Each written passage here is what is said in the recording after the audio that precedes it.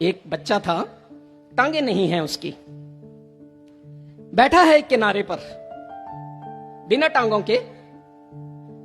पास में से बड़ी लंबी सी गाड़ी निकली तो सेठ साहब ने जब बच्चे को बिना टांगों की से देखा तो बड़ा दर्द महसूस किया।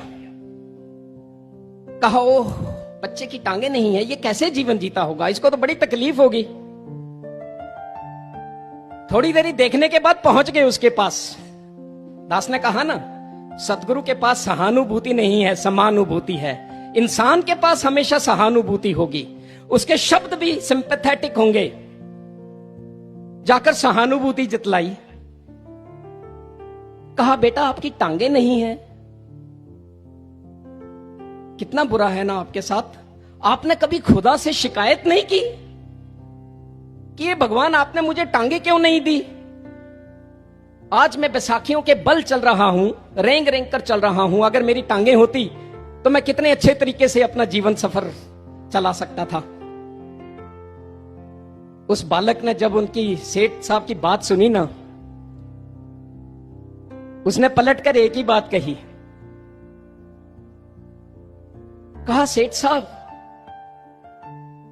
आप बहुत लंबी गाड़ी में यहां पर आए हो, आपने कभी खुदा से शिकायत नहीं की कि आपको पंख नहीं दिए। अगर आपको पंख दिए होते तो कितना अच्छा होता ना, आपको गाड़ी में बैठना ही ना पड़ता, ना ट्रैफिक जैम होता, ना रेड लाइट होती, ना कुछ होता, आप जहां चाहते उड़कर चले जाते। आपने कभी खुदा से शिकायत नहीं की कि आपको पंख क्यों नहीं दिए। उसने कहा, भाई मुझे पंख नहीं चाहिए क्योंकि पंख मुझे नहीं मिल सकते हैं। उसने कहा, मुझे भी टांगों की जरूरत नहीं है। ये गुरसिक की निशानी है साथ संगत। दुर्गावती जतायाम तुम गतिस्तुम मतिर्ममा।